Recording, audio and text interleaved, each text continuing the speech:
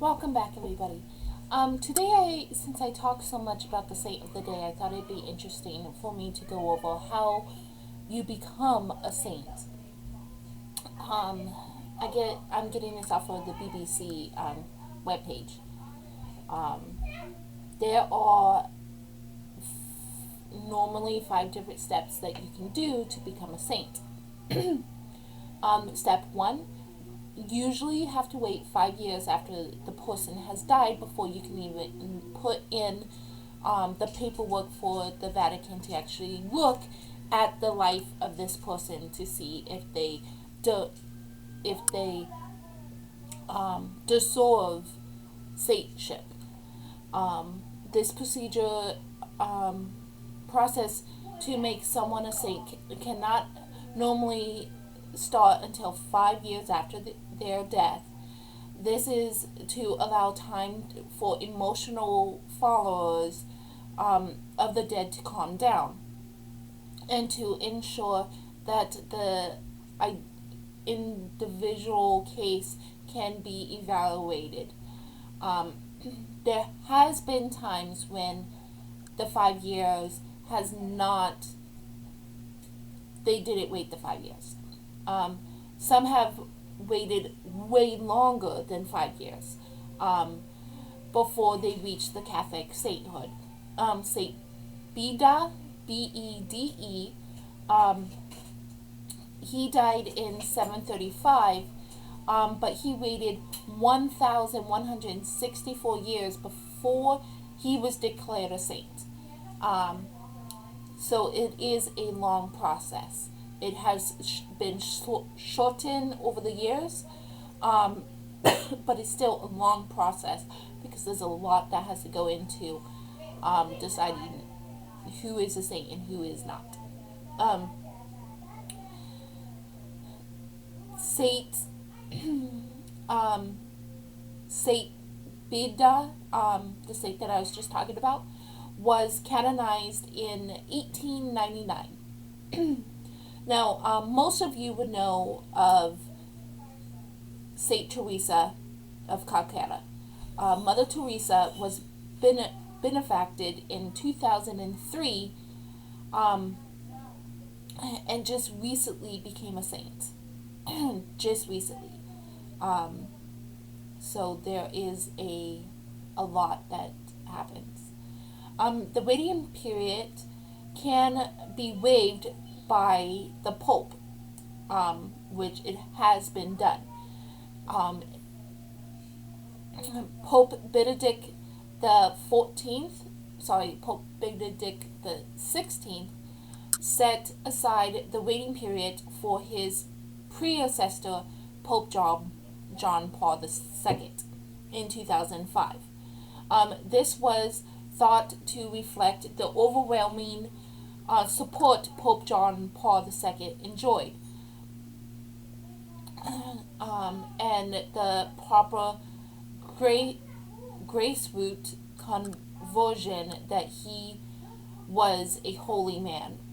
Now, I'm saying Pope because just because he's dead, he's still Pope. You never lose the title Pope.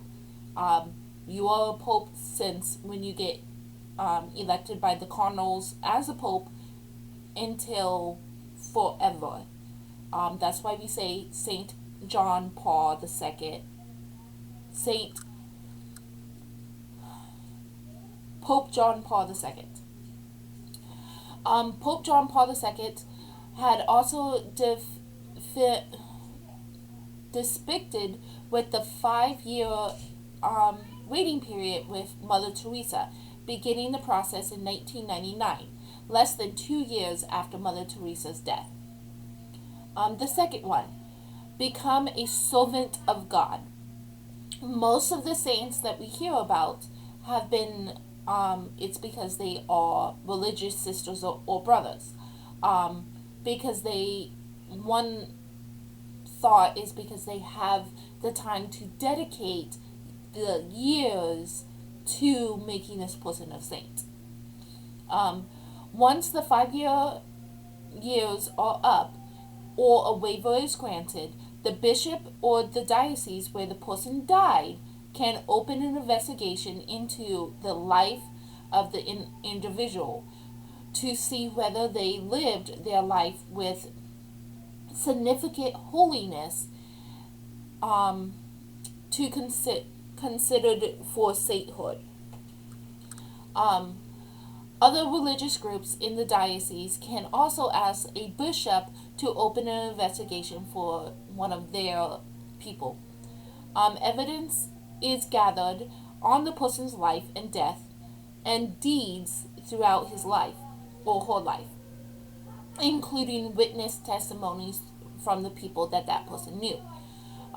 If there is significant evidence, the bishop asks the congregation of the case of sainthood, the department that makes recommendations to the Pope on saints, for permission to open a case. So you can't just go say, I want John Doe to be a saint, and open a case yourself.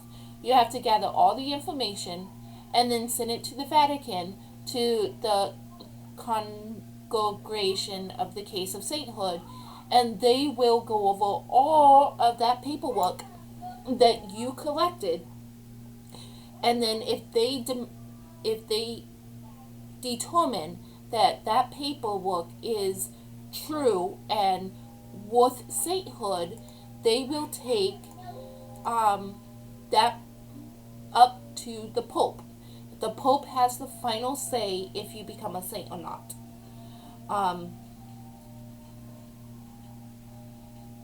The third step is to show proof of a life of heroic virtue. Okay, this is a little difficult to understand. The Congress of Case of Sainthood search out the evidence of the candidates for holiness, work and signs that people have been done to pray through their examples. If the Congress approves the case, it is passed to the Pope. If the Pope declares that the person lived a life of heroic virtues, they can be called venerable. That is the first step to sainthood, is venerable. We will get to the other ones. Popes have been bestowed to the title of venerable include Pope Paul VI and Pius XII. Other venerable individuals include Irish nun Catherine MacUthla,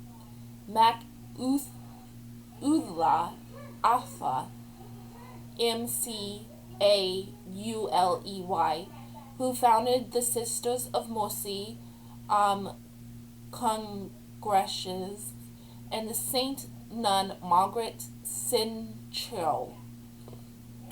Okay. Step 4 is verifying miracles. Usually all of the saints have some miracle that is dedicated to them. You need 3 of these miracles in order to become a saint. 3. To reach the next step,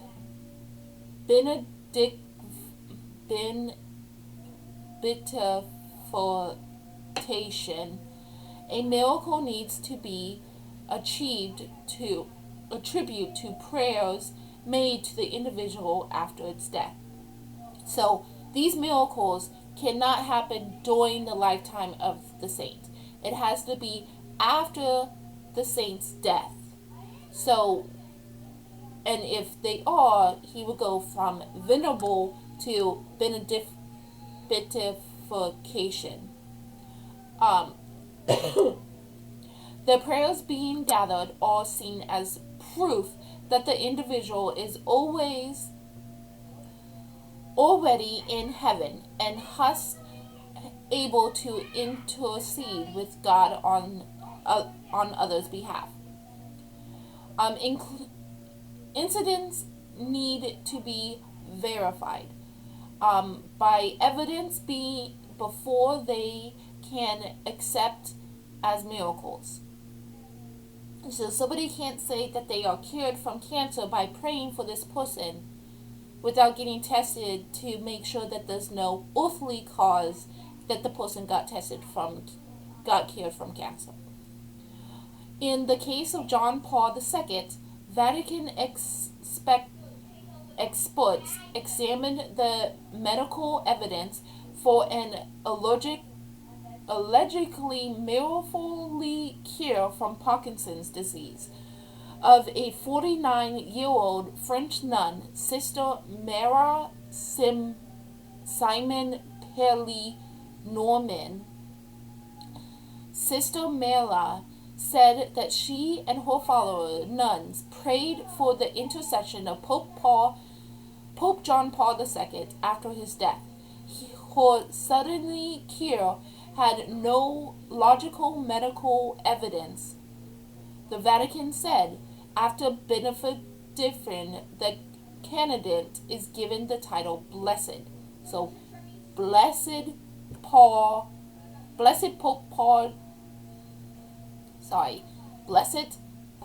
John Paul II. This is one example of the miracles required. In modernism, dying for Christ, someone who died for the faith can be benefited without a miracle. Step 5. Canonizing. Canonizing is the final step in declaring a deceased person a saint. To reach this stage, a second miracle normally needs to be attributed to the prayers made to the candidacy after they have been beatified. Martyrs, however, only need one miracle to become a saint. The second miracle in John Paul's case was the reported inexorable recovery of Krista Wyson woman Philibeth Moore from a serious brain illness, which was a tribute to John Paul's II intercession. Pope Francis took the unnecessary steps of waiving the requirements of a second miracle in the case of John 13. This was said to be because of the widespread support of Pope John 13 canonization and the large number of miracles attributed to him. During the canonizing ceremony, the Pope conducts a special Mass, reading along the individual life history and then chanting a prayer in Latin that describes the person a saint, declares the person a saint. Modern canonizing ceremonies can attract huge audiences. Hundreds of thousands of pilgrims were expected to attend Sunday's canonization. The Vatican said more than 250 volunteers will be on hand to dedicate 4 million free water bottles and 150,000 service blankets. The Mass was broadcast on 17 video screens around the city. The Vatican had also received 2 official mobile phone apps for St. John Paul II and St. John the 13th when they were beatified and became saints. With that being said, there is something that will exorcise or make a saint without these. If they happen to dig up or find the remains of a saint or person that is incorrupt, that means not in the same state that it was when it died, have not decayed, incorrupt.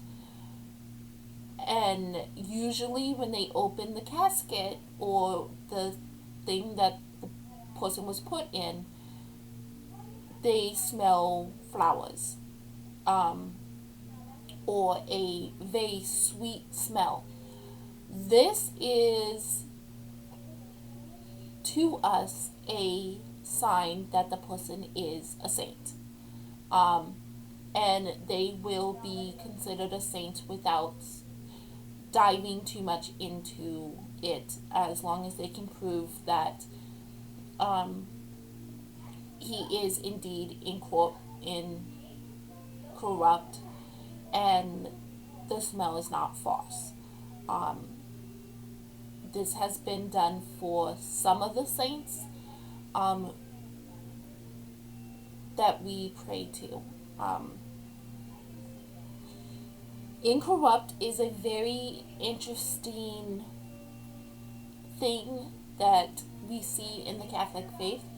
You can go to numerous of churches around the world and see some of the bodies of the saints that have not been corrupted.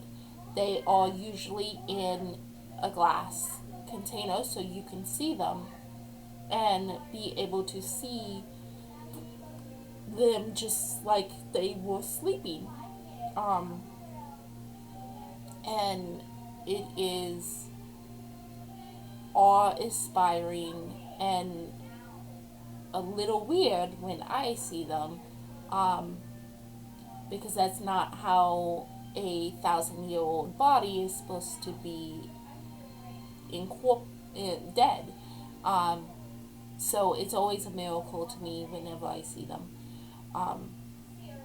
So hopefully this explained a little bit about becoming a saint.